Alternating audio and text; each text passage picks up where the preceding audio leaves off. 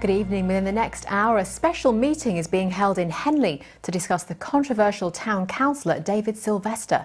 His comments that the recent flooding was God's response to the legalisation of same-sex marriage made headlines last month. The BBC has learned that Mr Sylvester has now been expelled by his former party UKIP, but he so far refused to stand down from the town council. Victoria Cook has spent the day in Henley. We've had weeks of heavy rain and flooding, and according to Henley Town Councillor David Sylvester, it's been caused by the government's decision to legalise gay marriage. In a letter to the Henley Standard, the councillor wrote that natural disasters would occur when man messed with Almighty God. The comments have caused UKIP to expel him. There have also been calls for him to stand down as councillor, and more than 25,000 people have signed a petition for him to resign. I would like him to really listen to the views of his constituents and others, friends and families, and take on board what they're saying and really reconsider his position. Since making his views known and refusing to retract them, he's been targeted by protesters, some saying he's damaged the reputation of Henley itself. I think he's just made a bit of an idiot of himself, and I don't really agree with the vandalism that's taken place. I don't think that's the right response. It's not detrimental to Henley, probably to him or his party, mind you. This song by the Weather Girls has now made it back into the charts after a social media campaign. It's become a protest song against the councillor's comments. Not only this, but students at the Henley College have staged a demonstration backed by Amnesty International.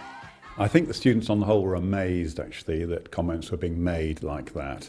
I think they felt outraged, actually, some of them.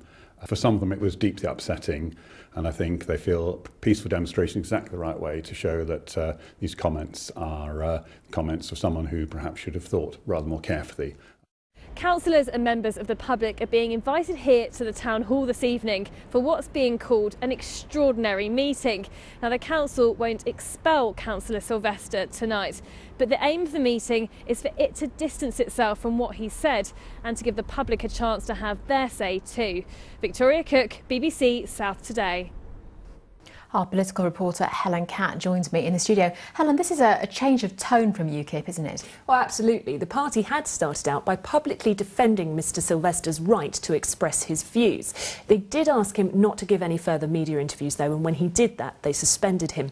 Today, though, we're getting a much tougher tone from UKIP. In a statement, the party described his expression of views as unacceptable and said it had no choice but to expel him to distance the party permanently and irrevocably from his comments.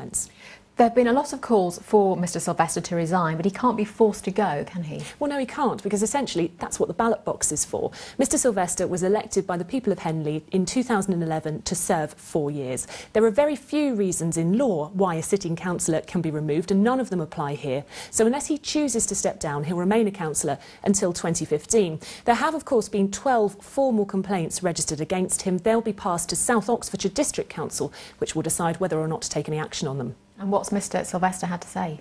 Well, we have managed to reach him earlier today. He didn't want to comment ahead of tonight's meeting, but we do understand that he will be attending and he is expected to defend his views. Helen Catt, thank you.